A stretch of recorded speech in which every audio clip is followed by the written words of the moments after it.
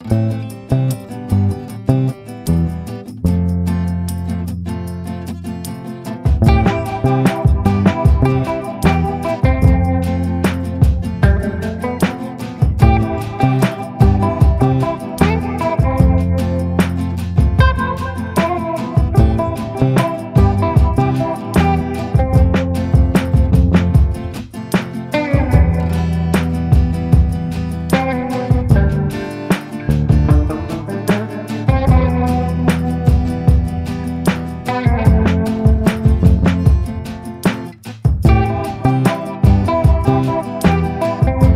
l'épreuve d'expression orale du TCF Canada, cette épreuve de production orale dure 12 minutes, c'est un entretien en 3 parties. Vous aurez 2 minutes pour vous préparer avant le début de la deuxième partie. L'entretien est enregistré, il sera évalué 2 fois, une première fois sur place, et une deuxième fois à France-Education International. À tout moment vous pouvez me faire répéter ou reformuler un mot ou une question. Attention, une fois l'enregistrement commencé, il ne pourra plus être stoppé. Avez-vous des questions? Non, je n'ai pas de questions. Nous commençons. Voici la première tâche. Cette partie de l'épreuve dure 2 minutes. Est-ce que vous pouvez vous présenter? Je m'appelle Salma Rafik, je suis de nationalité tunisienne et je suis enseignante. J'ai obtenu une licence en littérature française à l'université de Kérouan. J'ai étudié le français pendant toute ma scolarité et j'ai continué à pratiquer la langue en lisant des romans et en conversant avec des francophones natifs. J'ai également suivi des cours de perfectionnement en français écrit et oral. Je suis actuellement enseignante de français dans une école secondaire. Mes responsabilités comprennent la planification des leçons, l'enseignement de la grammaire, de la lecture et de l'écriture en français, ainsi que l'évaluation des progrès des élèves. En dehors de mon travail, j'aime consacrer du temps à mes loisirs. L'un de mes passe-temps préférés est la lecture. J'apprécie particulièrement les romans historiques et les livres de développement personnel. Je trouve qu'ils m'aident à enrichir mes connaissances et à voir les situations sous différents angles. En ce qui concerne les activités physiques, je pratique régulièrement la randonnée. Je trouve que c'est un excellent moyen de se ressourcer et de profiter de la nature. J'apprécie également les sports d'équipe tels que le football et le volleyball, car cela me permet de me dépenser tout en développant mon esprit d'équipe. Enfin, je suis fascinée par les voyages et les cultures étrangères. Chaque année, je m'efforce de planifier au moins un voyage à l'étranger pour découvrir de nouveaux pays, rencontrer des personnes différentes et élargir mes horizons.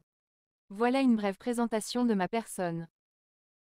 Merci, très bien. Nous allons pouvoir passer à la tâche N2, cette tâche dure 5 minutes 30 secondes au total.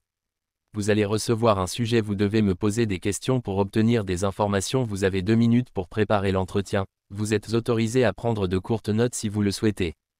Tenez cette feuille de brouillon. Vous ne devez pas écrire sur le sujet. C'est vous qui parlez en premier et c'est vous qui conduisez la conversation. L'entretien doit durer 3 minutes 30 secondes. Vous pouvez demander plus de précision ou faire répéter des informations. Je vous lis le sujet.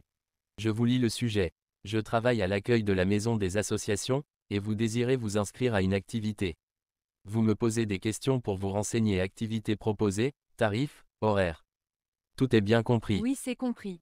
Bonjour, je désire m'inscrire à une activité. Pourriez-vous me renseigner sur les activités proposées et les tarifs s'il vous plaît?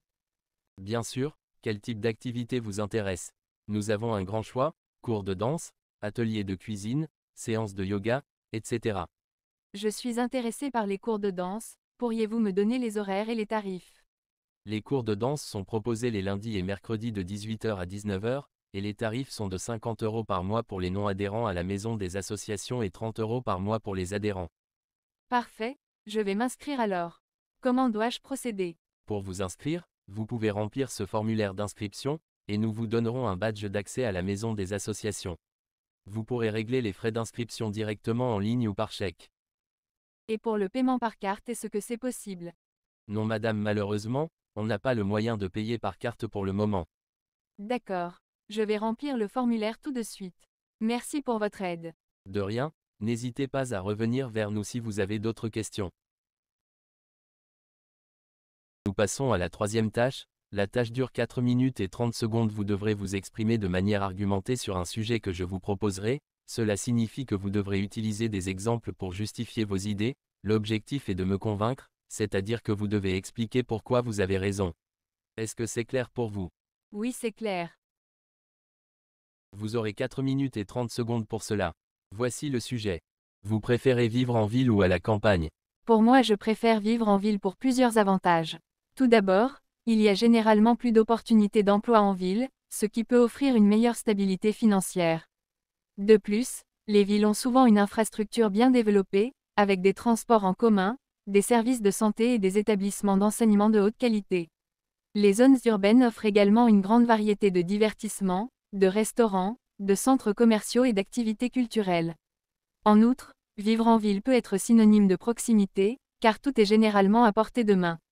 Les services d'urgence, les commerces et les installations de loisirs sont souvent plus accessibles que dans les zones rurales.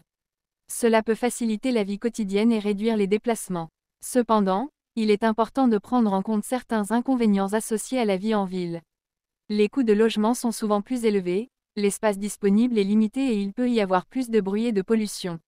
La vie urbaine peut également être plus stressante en raison du rythme effréné et de l'agitation constante.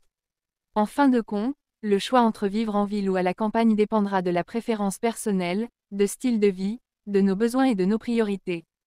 C'est la fin de l'épreuve Salma, nous avons terminé, merci beaucoup. Like video and subscribe.